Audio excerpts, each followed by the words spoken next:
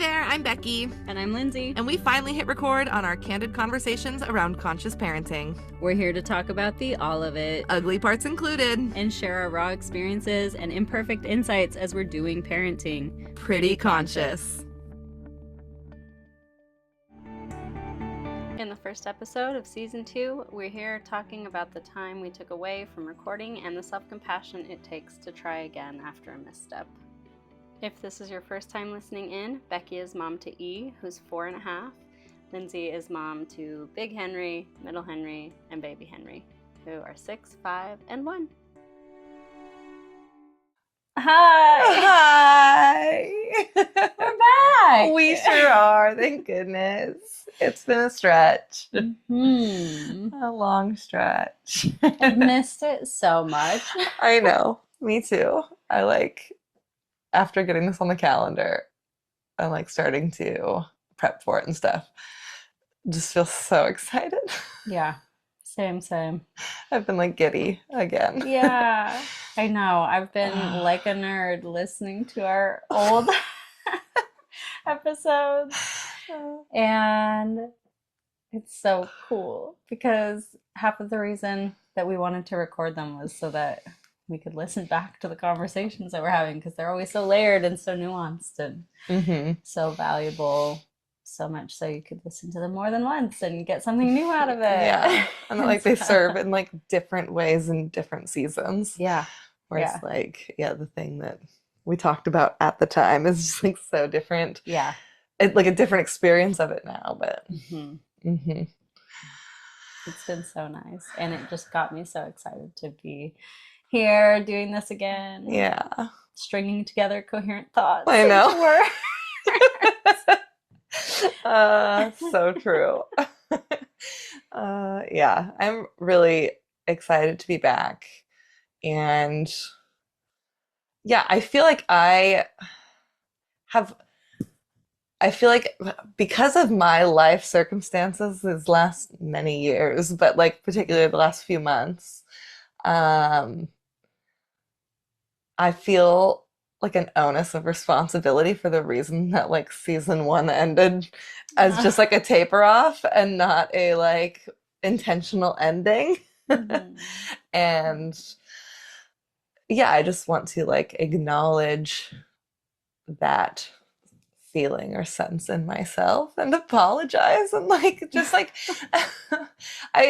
I care deeply for Pretty Conscious as well, and I just haven't had the capacity or ability to tend to it the way that I've wanted. That it's gotten sort of kicked lower down the priority list over the last few months, and just as other survival needs basically have gotten kicked higher up. So yeah, I do still love it so much, and I feel really so much gratitude to be doing it with somebody who can also tend to it when I can't, and I hope to be able to tend to it in seasons when you can't, and just let it evolve with us. And I think that's something that we talked about too, was just allowing it to reflect our real lives. And the reality is that for many months I was too busy with work and low capacity with teetering financial insecurity, and just how much harder that makes life. Anything. Yeah. And so this just wasn't one of the places that I could put energy into. But I'm grateful for so many things, and one of those is that I do have more capacity opening up for this in this season now. Yeah. I'm glad you said that, because it sounded like you really needed to and wanted to express all of that.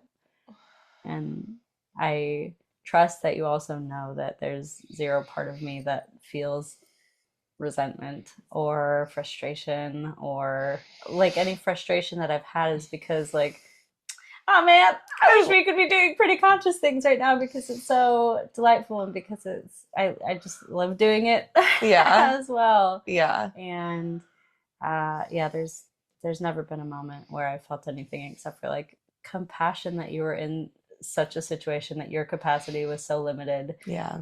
To, not allow time or space. Like, I know it's a priority for you. And when you're not able to prioritize all priorities, it makes sense that this one fell off. Yeah. And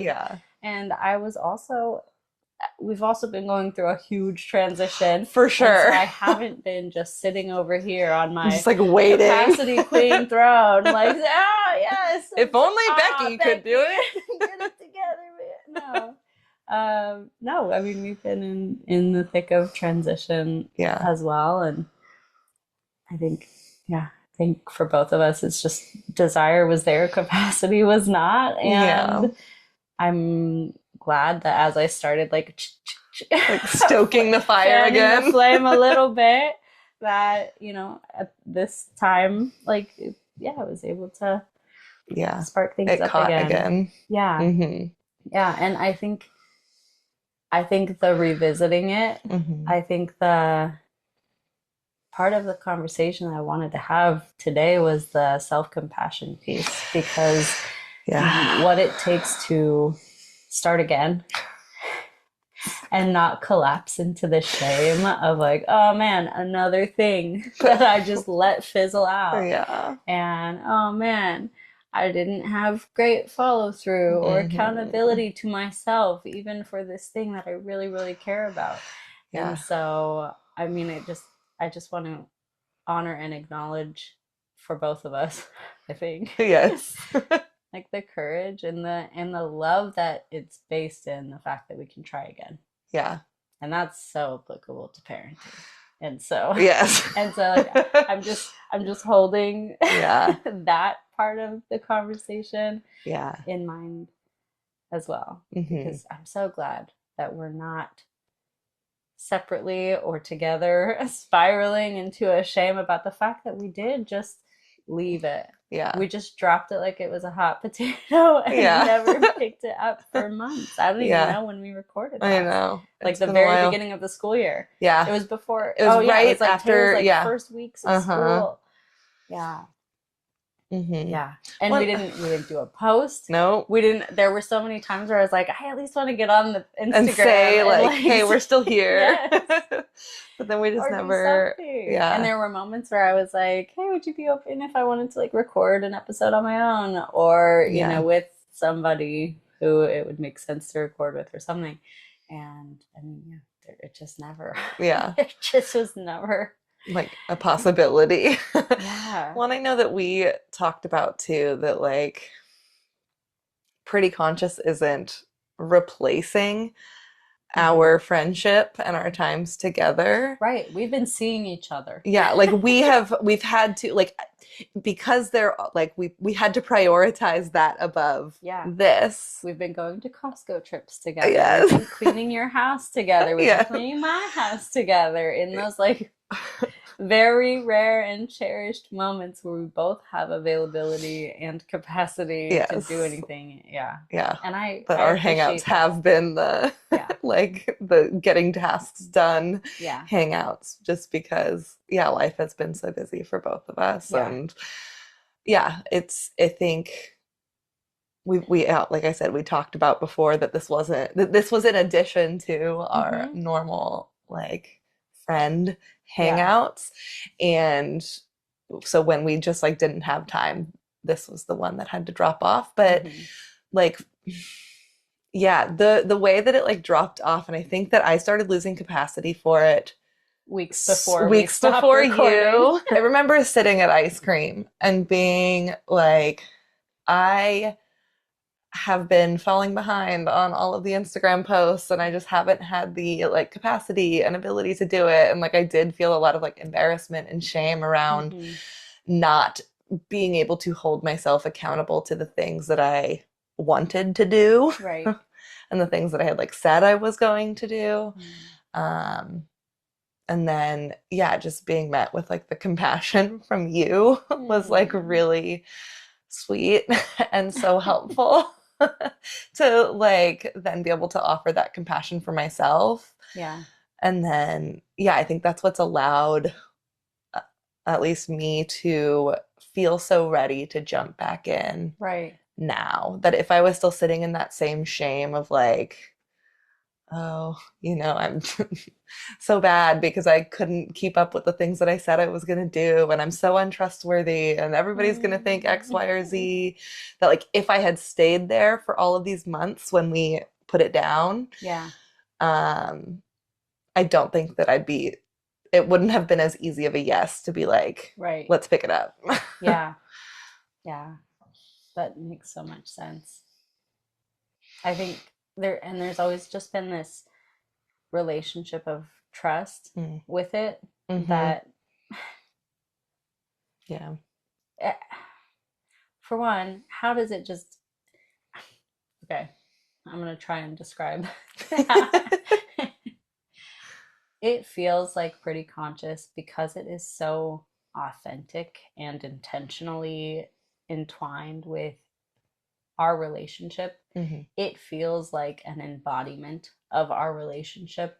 So to me, it's like now that we've started pretty conscious, there's a component of it that feels like, well, it can't just end. Yeah. Unless our friendship just ends. Yeah. Then it's there. It's just in the wings, or it's just taking a new form, or it's just whatever. And so I think there's just a trust that,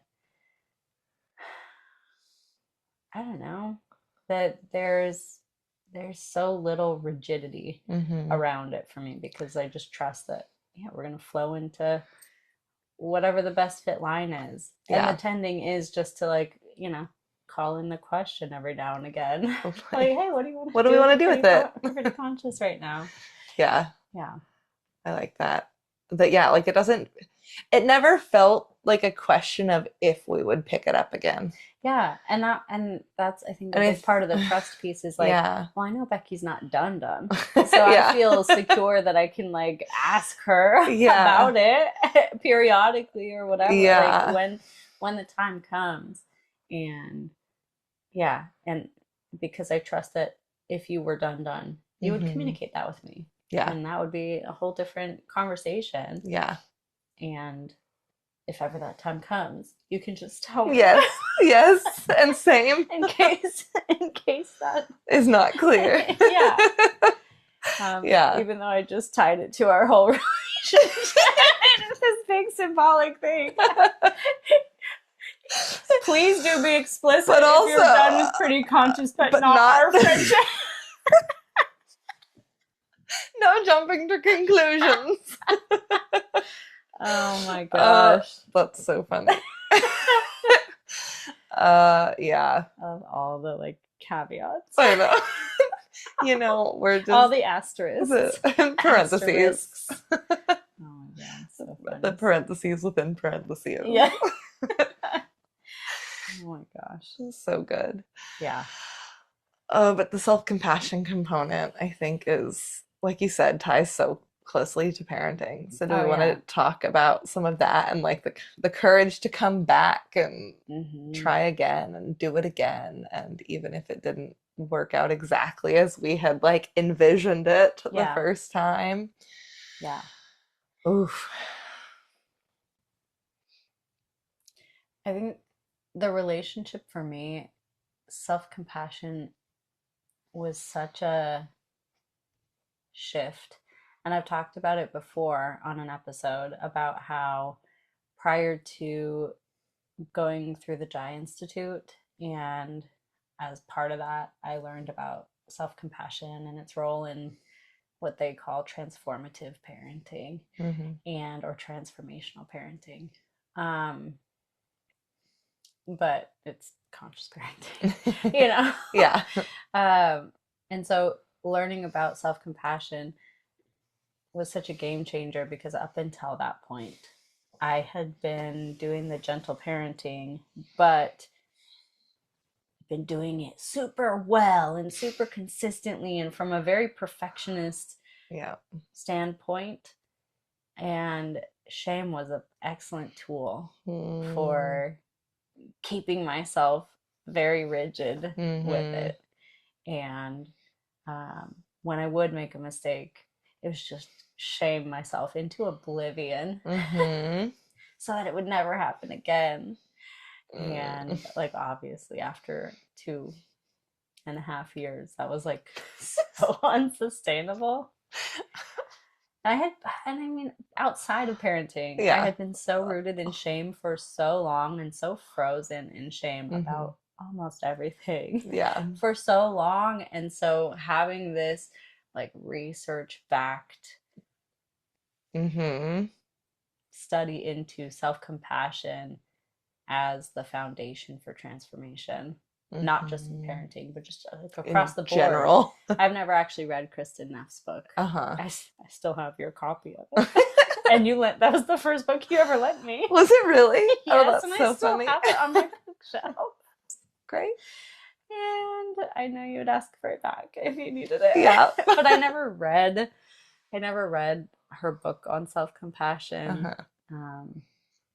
But I was convinced of the findings sufficiently enough that I've like taken it in as just like a simple truth that like change doesn't happen in a bed of shame. And yeah, and it does emerge from self-compassion. Yeah. If I want to have a chance at shifting things, it's got to be rooted in self-compassion. Yeah. And I think that there's something so like for people who have had shame used as a tool by their adults growing up and then like have continued to use it, like it feels very counterintuitive. Oh yeah, totally. It feels so counterintuitive. And I know for me that there was such a fear of, but if I lean into self-compassion, then where does that motivation to do better come from? Where does that motivation to change come from? Right. And it was because like it was so deeply ingrained. And that's not something that I hear a lot of people talk about, is like that the scary part of self-compassion. Right. That like it sounds so nice, but like it feels terrifying sometimes when you've fucked up bad to offer yourself compassion and gentleness. Yeah, because there's the feeling of I don't deserve self-compassion. Yeah. I don't deserve softness. I messed up. Oh. Hey. So it feels cheesy. Yeah.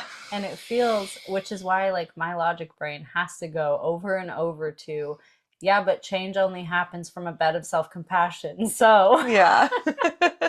I like being able to like tie it into the logic for the people who like need that. Because it does feel wrong and off and bad when to meet myself with gentleness when I've made a mistake, when I've acted out of alignment with my integrity. Yeah. Which in parenting happens all the time. It happens every day. It happens all the time. So much more than any of us want to or even want to admit to, you know, like even to ourselves. Yeah.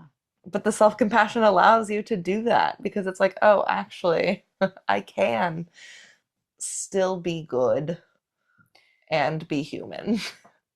Yeah, and like the goodness is no longer, the worthiness of softness and of kindness is no longer attached to that outcome. Like if we offer ourselves compassion and love, this sounds so mushy, but I'm going to continue. If we detach the conditionality of our kindness and our love and our gentleness with each other or with ourselves, then it's so much easier to shift into a process orientation and shifting into that process orientation that we were modeling that for our kids. I had a train of thought and it promptly disappeared as soon as I hit mushy stuff. Yeah. Like, ah! Cringe. Get out of here, you. Yeah. I think, even just talking about like the process orientation of conscious parenting, that like it is not about doing it a certain way. Yeah. And that it's dynamic and it's always changing. And I think that like that requires the softening of all of the rigidity that perfectionism and shame ties Right. us to. Yeah. And in order to soften, you have to offer yourself that compassion. You can't soften within the like punishment of like self-punishment or Right. self-shame um, of yeah, the to be able to change, you have to release some Yeah. of the rigidity. Oh, I think that like you were talking about your story, and if you think of the thing that went away, just Oh, stop you me know and I will. yeah, just stop me and interject. It's back. Let's capture it Let's do quick. it. But you were talking about just like your early parenting days, and I think a Yeah. lot of people would resonate that with that. I did too, that like when you first are trying to do it, like do parenting differently. Mm-hmm. And you there's a lot of performance in that. I know that we've talked about like a gentle parenting versus conscious parenting in the past. Um, but yeah, just it I'm losing my train of thought now too. It doesn't help. I can't hear. I get so disoriented when my ear pressure is like Oh, wonky. yeah. So I'm like in a cloud right now Like because trying to my focus. yes, it's like I can barely. I'm like, Um, you know that whole like when you get echo in your recording oh, or yes. something, or like you're hearing your own voice back but not in sync with your voice, And and you're then just like, I that's how actually it can't talk. feels right now Oh because my voice no. feels so separate from myself. So it's Oh, we're doing, that's we're fine. we're We'll back. just we're gonna We're be gonna keep going. we're gonna keep imperfectly doing the thing, you know. It's okay to be rusty. It's okay. That's what I'm telling myself right now. Oh yeah. Well, and it's like thinking, I'm just gonna jump in, and then Yeah, if your train of thought comes comes back. back, Choo then choo. great. Okay. But I just think about all of that perfection that like I was doing at the beginning part of my parenting journey. The things that were in my head were absolutely opposite of what I was trying to instill in the kids for how to handle mistakes and approach things that have Hmm. I and in our house, like just shifting into the like when mistakes happen, coming in hot with the oh man, that's so human. And I've said that to say in front of so many adults before, We take it and in. they never know like receive it. I think nobody has a clue what I mean. But it's just like you cannot take the making mistakes or acting out of alignment with your integrity sometimes Hmm. out of being human. That's such a part of the human experience. And another part of the human experience is that like learn from it, try again, Yeah. like Make adjustments. make adjustments. Which, like, we've talked about before too, that like adjustments come from a place of regulation. Yeah. That like being able to make an adjustment Yeah. comes from regulation, and it's hard to be regulated when you're in a When you're in shame a shame storm. spiral. And it's so funny. We've talked about perfectionism, like, and I have like I think a lot of time when people are talking about perfectionism, they think of like a type A personality Mm, and not the person who is so frozen in shame about what might go wrong, the mistakes they might make. And if there's a chance they're going to make a mistake, it's better for them to just not do it hmm than to do it wrong. hmm And I want my kids to not have that aversion Yeah. to giving it a shot and failing. Yeah. I want them to be comfortable with, yeah, I'm going to fail a bunch of times. And that doesn't mean I Hmm. have to stop. And that's Yeah. actually like a perfect starting point Yeah. is failure. Yeah.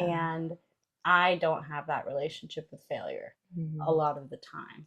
That's something like I've been having to work on for so. Yeah.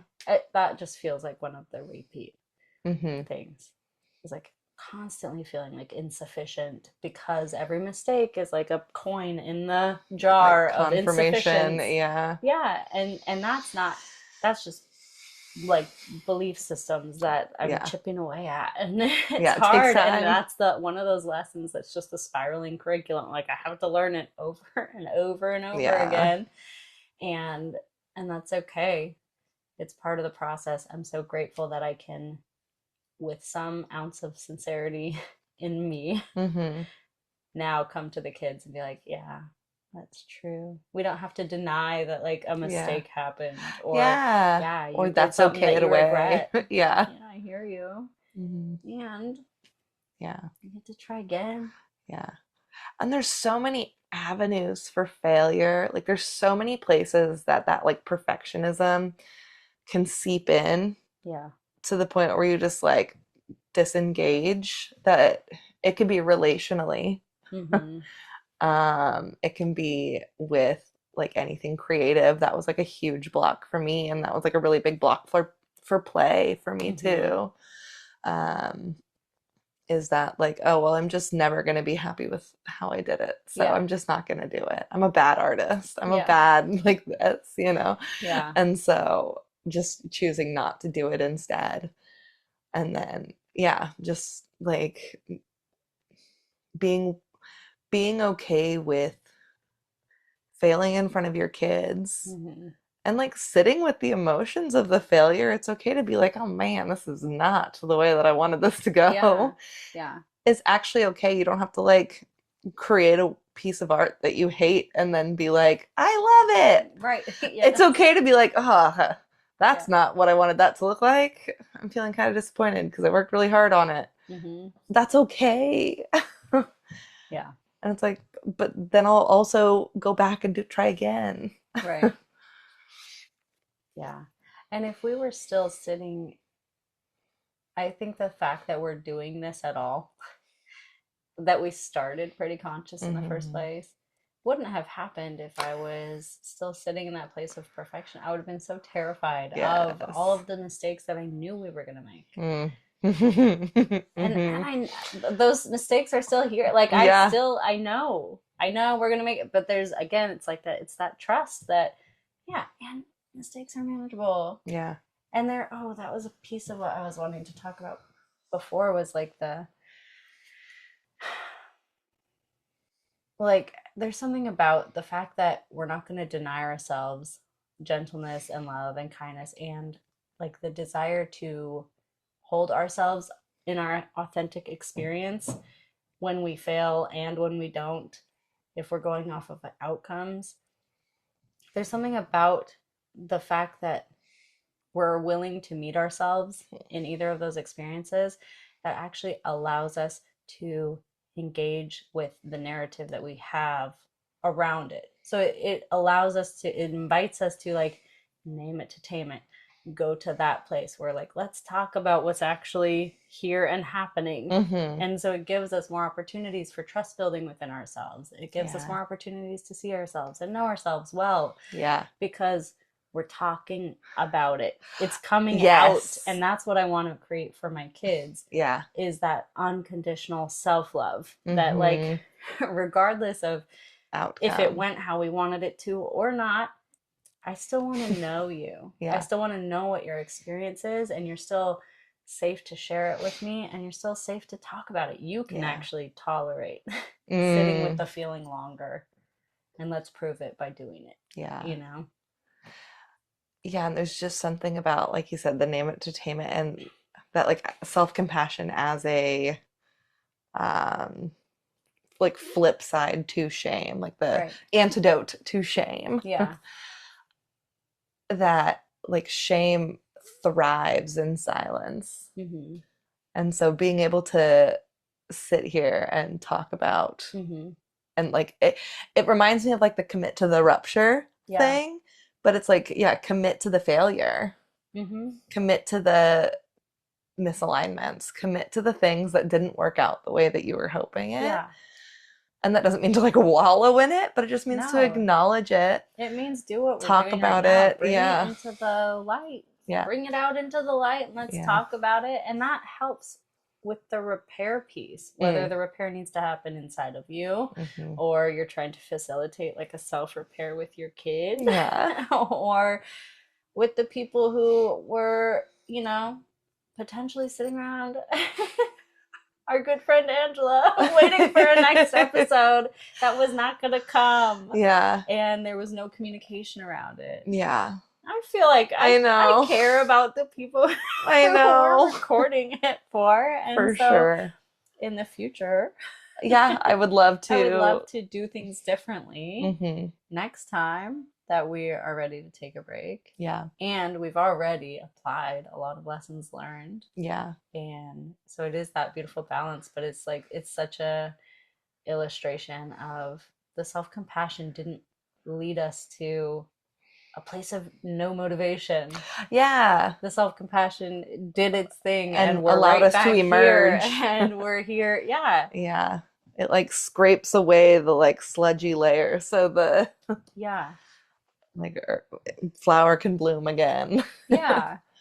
Yeah. For transparency, I feel compelled to share some of the things that we're going to be doing different this season to like what did this like softening and self-compassion lead to as far as like shifts? Obviously, like it led to us having the courage to show up here again and continue doing this.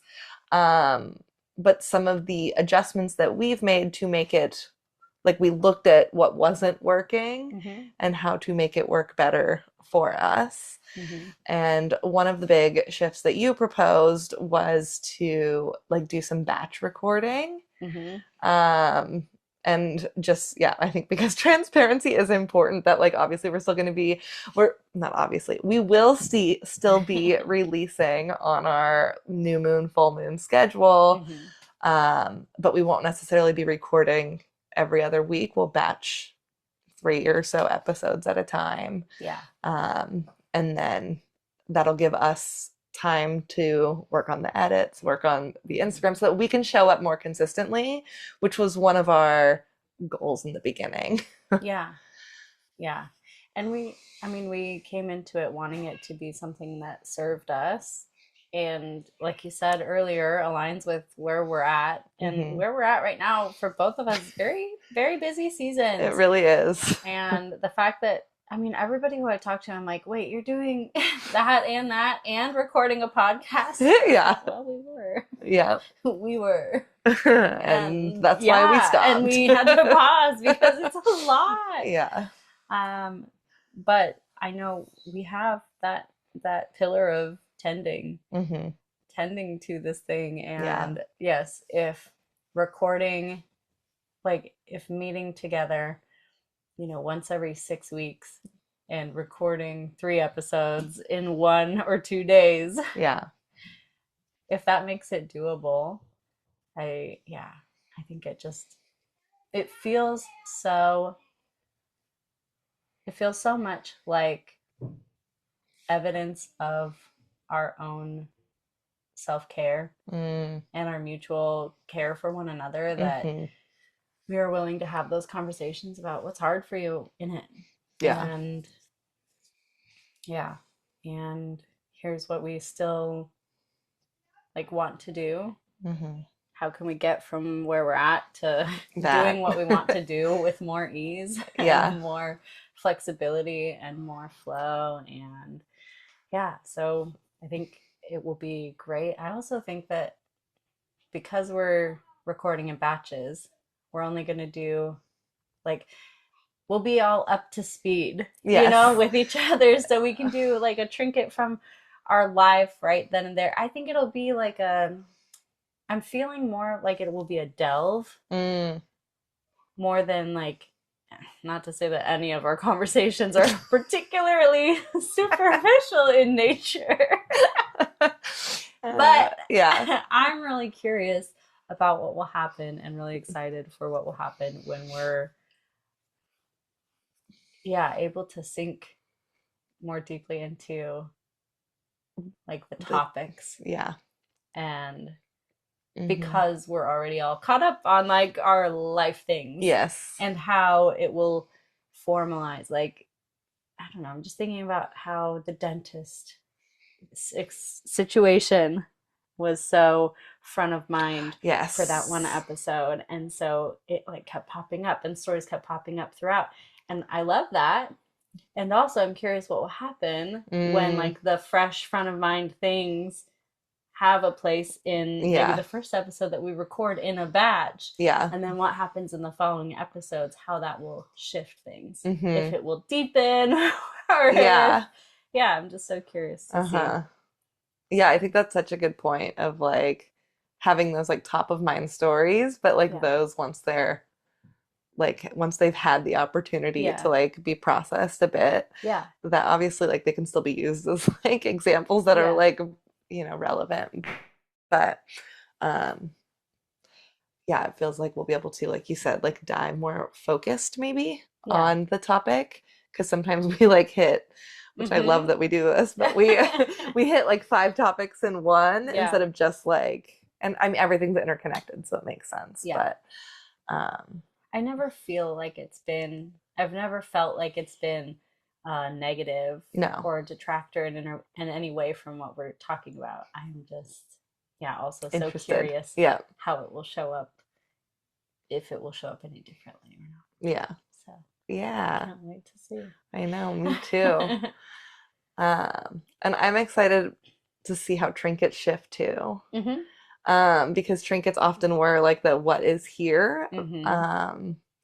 And they might shift more into like the little things, like the little, like almost like the little tools that we carry around in our toolkit. Little multi-tools. And we'll be able to share some of those things with other people and with each other, because I know my toolkit has expanded greatly with tools co-signed by Lindsay. I feel like we're at that place where I don't know what you don't came know which from who and how. And also everything, they all evolve with us, and so it seems like a co-creation process at one point anyways. It's so true. But that's one of the other things I think we have a defined season now, at least for season 2.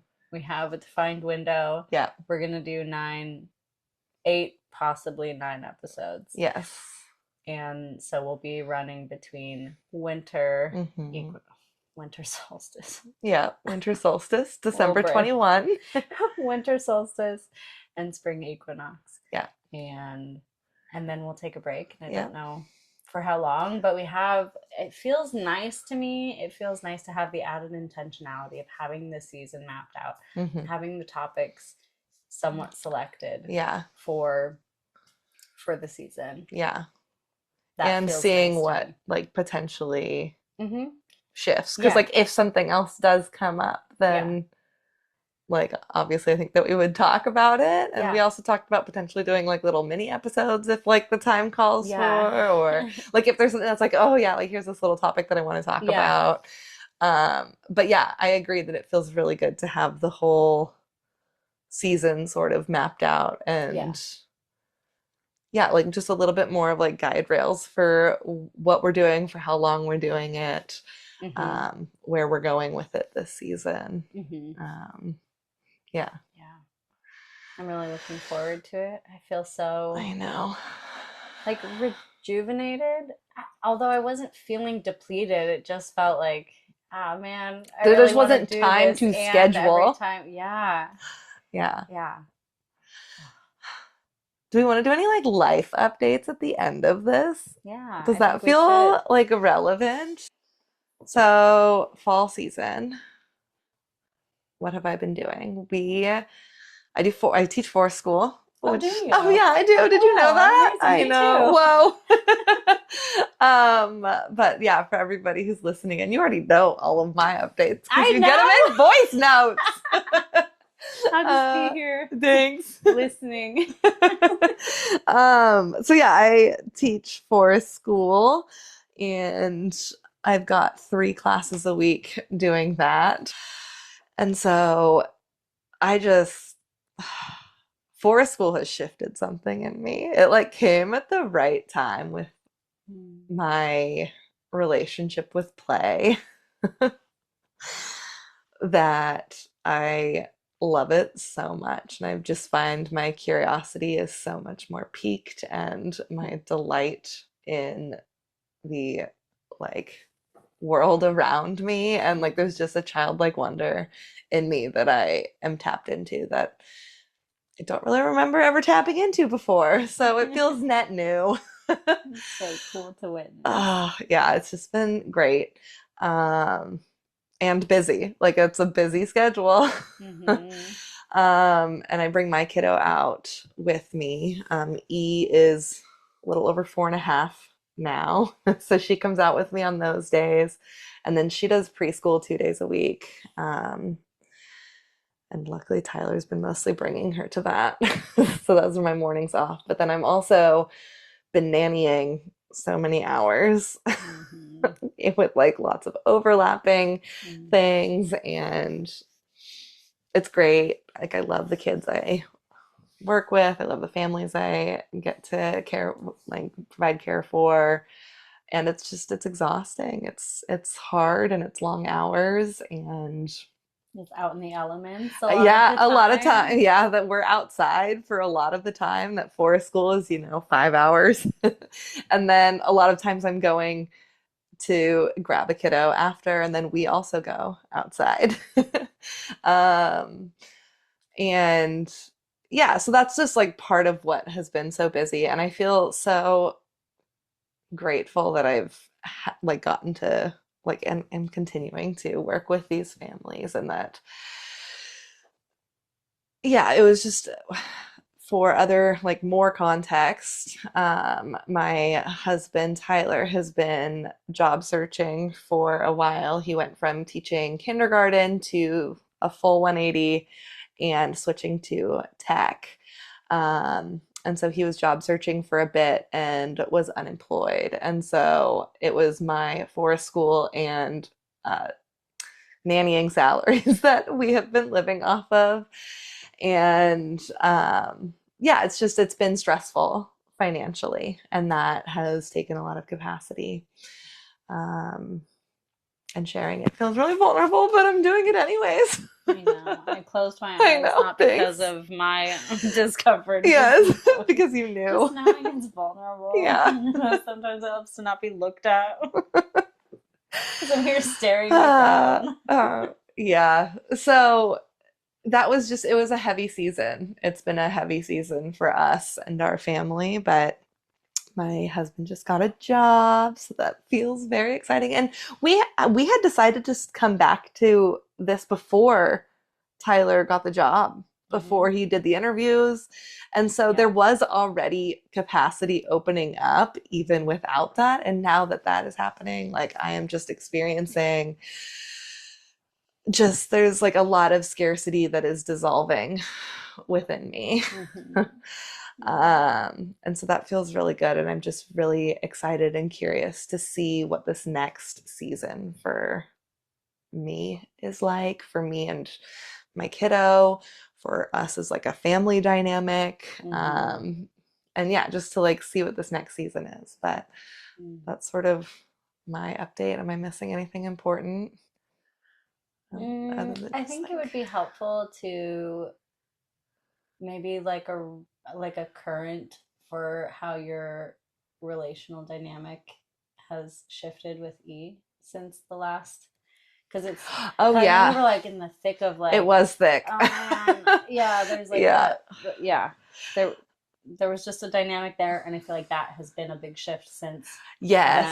Yeah. And so I just think that for people listening, especially since that's a big part of what we talk about. Yes. That parenting was really, really, really hard over the last few months for so many reasons. There was and her. Oh yeah. There was a lot of things that happened. So I'll just start with parenting was really, still is really, really hard, but it was really hard for so many reasons. The financial stuff makes everything hard. There's just a lot of co-dysregulation happening within the fam. And so I wasn't able to offer any sturdiness, and then she would spiral out, and then I would spiral out, and Tyler would spiral out, and it was just hard. And then she was climbing a tree in our front yard and fell and broke both of her arms. That was really hard. That was a really hard time. She's okay. Her arms are healing. She's out of her casts now. But it was, yeah. We had like, it felt like we had started to be more in lockstep again, that we had so much, like speaking to the dynamic that I spoke to last season of just, she had so like a really big need for autonomy, and it was growing faster than like the trust between us, and there was just a lot of boundary pushing and the need for more sturdiness from me when it felt, and like there was just a lot of that felt really sludgy and not good, and we felt like we weren't having very many positive interactions between the two of us, and it's hard to continue to show up day after day when you don't have any of the positive feedback loop going on. And so to continue to try to show up as the parent that I want to be was very challenging and effortful, more so than it normally is. So yeah, there was just like so many layers to that. But we like started to be more in sync, but then she broke her arms and was it double cast. And it was hard to like keep her slowed down. She ended up watching a lot of TV, like much more than we normally do, which then led to more dysregulation, and like she wasn't able to be as active as she wanted to. We were inside a lot. So there's just a lot more of those elements that just didn't help coming in. But then we've started to, now that her arms are healing up, she's back into doing forest school with me and preschool, and there's just so much more receptiveness between both of us that like I'm more receptive to her and she's more receptive to me, and that feels like a really good indicator that of like multiple things, that like the connection between us is strong, and that there's much more regulation that's happening with all of us, and so yeah, like I've really enjoyed getting to hang out with her these last like month 2 months, and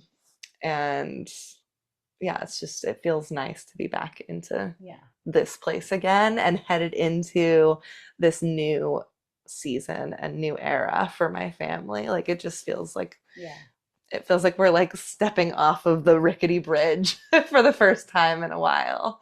That like we're all gonna get to feel some sturdy ground together. So not to have to just like provide that all the time, but to actually just get to like relax on it is really great. So I'm so excited to see how that all emerges. Yeah. Thanks for letting me my update. Yeah. Your turn. It felt nice. I'm glad.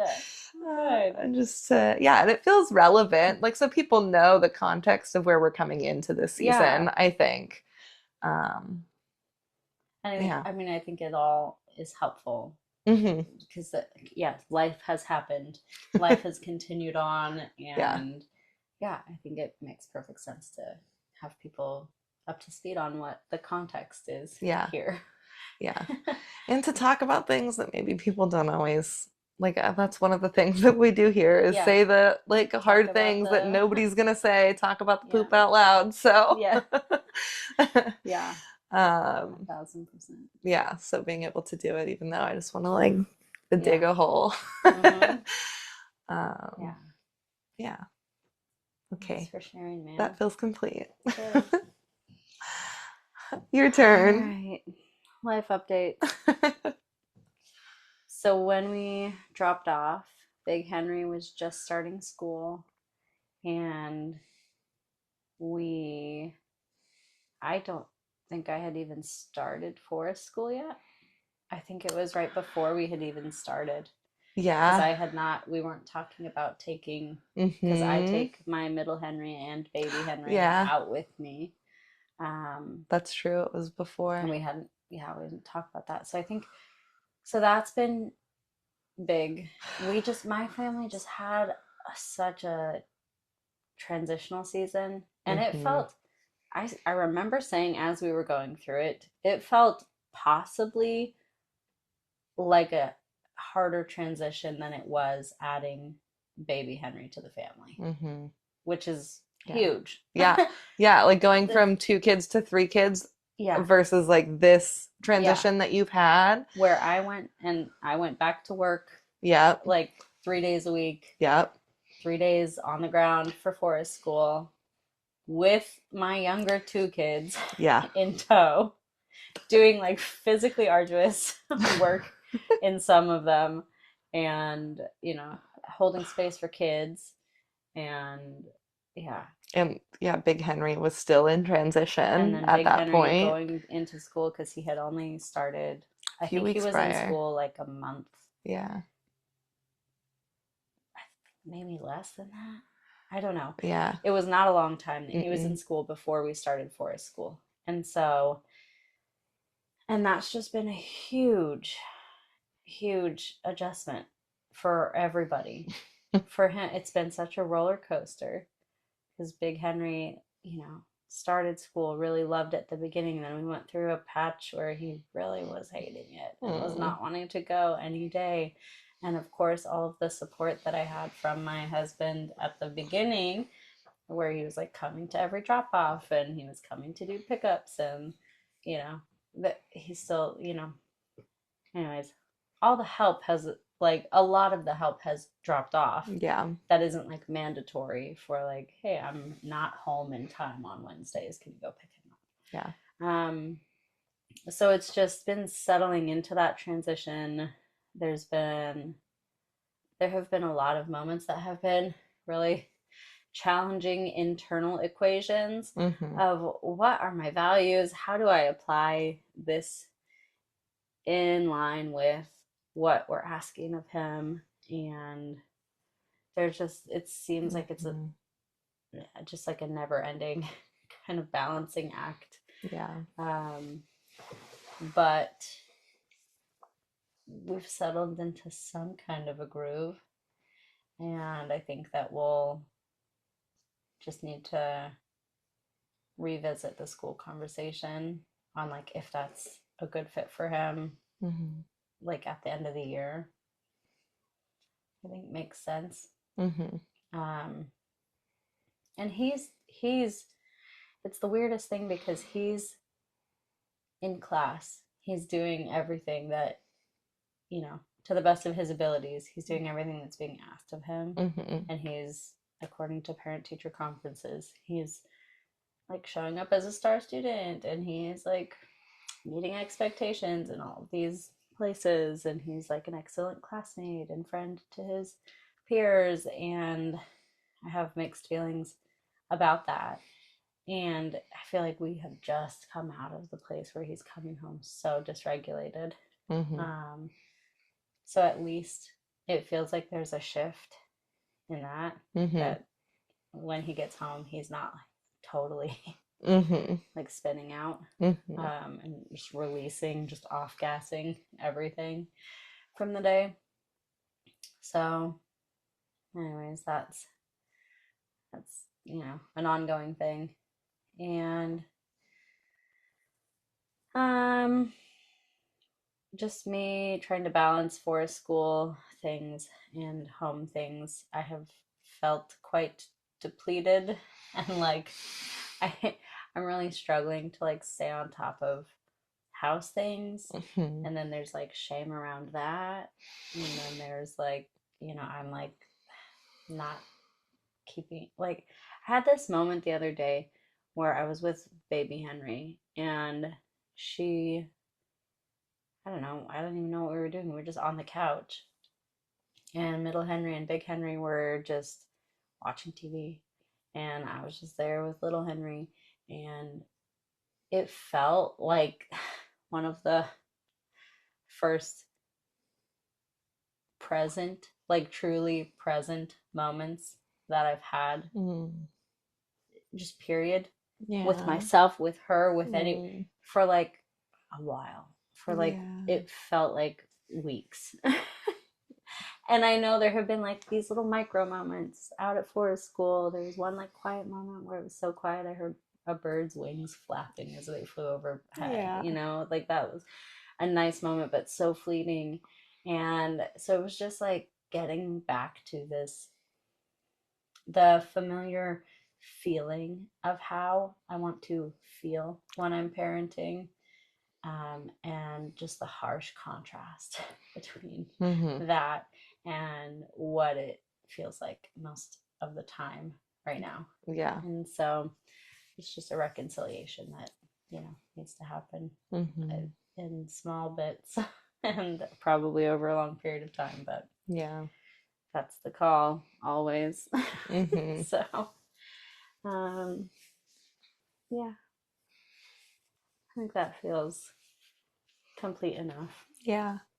Thanks for sharing all that. And yeah, I know that it was a really big transitional time, which always feels, I don't know, effortful to like reorganize like logistics, but then also dynamics. Yeah, and everything that emerged Yeah, during that time was from really it. messy. There was a lot of relational rupture between my husband and I. We started therapy together again, and that's congrats. Good. It's hard. It's so hard. Yep. And I've had family rupture going on. There's just it's like trying to put it into words, like the life transition stuff that's been going on. It's like, yeah, it feels so bullet points. Yeah. When the experience is not that.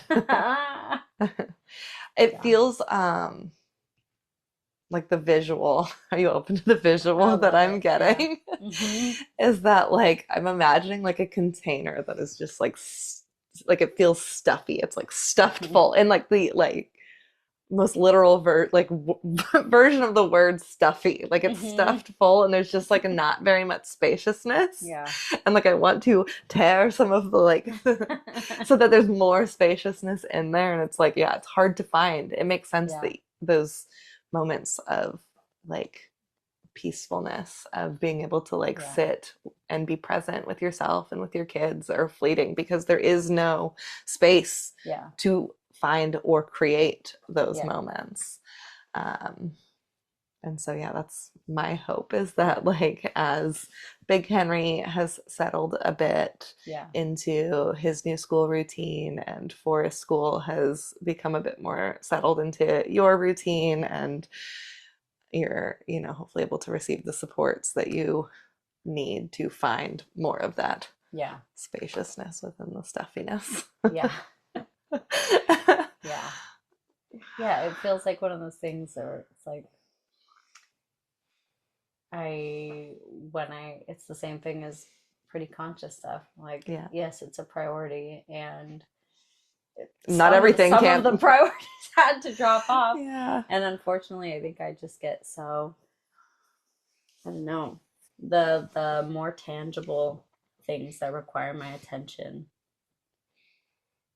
keep being the things that I choose to prioritize over the other priorities. And it's like, that's so backwards.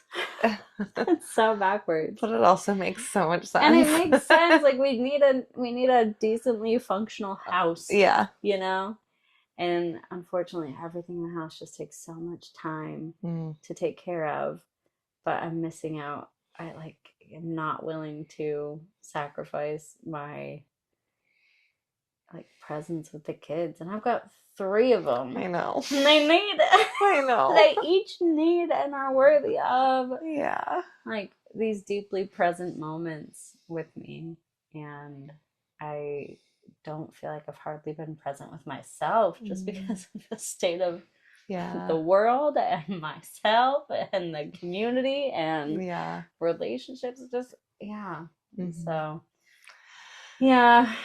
it's just an honest calling in some of the compassion. An honest here with us right now. But it's awareness is the starting point.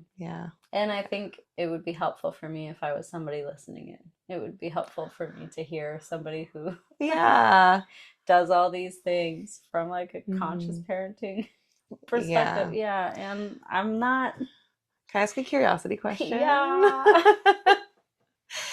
Are you finding it the more times that you have, because these seasons come and go, like this isn't pointed to you, it's like for everybody. Yeah. The more times that these seasons come where you are finding yourself having to recenter and create that space from the like stuffiness. um do you find compassion easier to call in because there is a trust in yourself that you will always, like the cycle will always like continue? Does that make sense? Yeah. Yeah, it totally does. I think it's like the old guard says no, you know? Yeah. But the parts of me that like put into practice, the parts of me that are less rooted in the shame of my childhood say yes. Yeah. Yes, there's an increased trust. And there's still like pieces that are like, do better. Yeah. Or like it's more this like it's candid.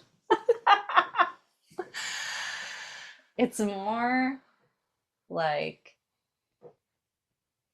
it's perfectionism. Why bother trying if you're not even going to do it well? Maybe you should just give up. You're not even doing it right half the time. Yeah. Oh. Which I imagine then like that trust has been harder to build and lean into, of like the trust in yourself that like absolutely you're not going to give up. I know you. I know you're not going to give up. I know you're going to keep trying. I know that you're going to like do whatever it is that you need to do to resource well enough to come back again. And that's not to say that, like, I just want to clarify, I know you know. That's not to say that this season has been like, you're a terrible parent this season, Lynn. Like, that's not at all the feeling that I have. That's another component of it, is that as you grow your practice of presence, I'm like noticing as I'm like thinking back, because that statement like stuck with me. Like, is that true? That like I haven't felt present with my kids for weeks, or myself, and that the threshold, the bar is higher now than it used to be, because the quality of my presence has increased over time. And so I can tell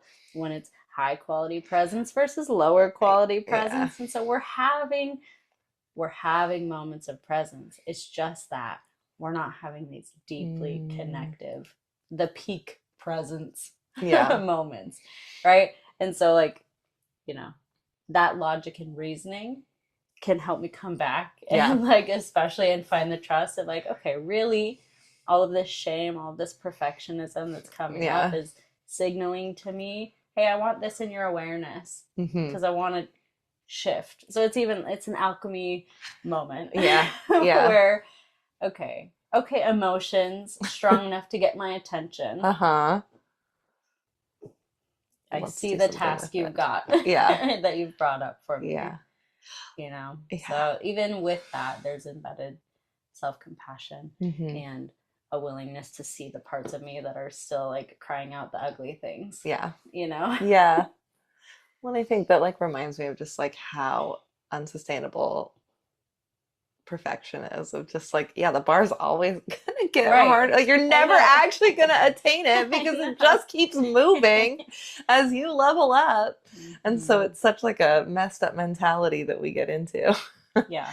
That can feel like a rat race if you're not able to like moonwalk back and and so that's more of it, is it's like not even necessarily that I need to sink into the trust that I'm going to get back to this ideal version. It's that sinking into the trust. I'm going to get back into the place where I'm able to trust that what I'm offering right now in its pure and unadulterated version is good enough. And that's like the good enoughness parenting piece. And then also that's the same thing that people get weird about. Yeah. Self-compassion is like, oh, well, is good enough going to mean that you're not going to try better? Yes. Try to do better? No. No, it actually allows me means to. I'm good enough here, and the awareness allows me to transition, and I'll be good Yeah. enough there too. Yeah. And if I slide down, then I'll also still be good enough here. And then maybe it'll, Yeah.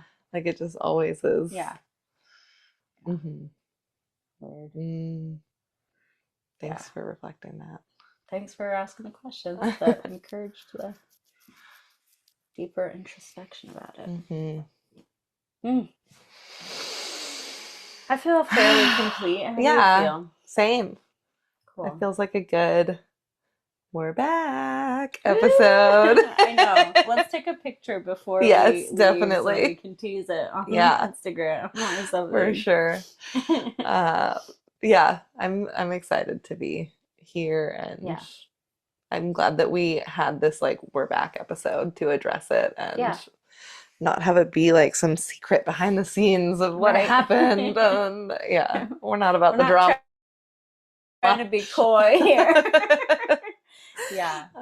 I also have been really grateful for the feedback that I've been receiving, like in the absence of recording actively. I was still getting feedback from people that like either like, oh, hey, I missed the episodes. When are you gonna start recording again? Or nice. Like people who have started listening for the first time, just reflecting to me how valuable they're finding it. And so a lot of that has been like, oh yeah, I really want to get back in there. Yeah, because it's for all of us. Yeah. And I feel like between you and me, I was like sinking into this conversation. I'm like, oh my gosh, I haven't just like stared at my friend Becky for such an extended duration. It's been a long, it really has. While. Yeah, especially since so many of our hangouts lately have either been with kids or doing tasks. Yeah, and so like we really haven't had we haven't even had like an ice cream. I know date in so long. Yeah, so this is really great. Take gratitude. All right. We'll see everyone next time. Bye. Bye.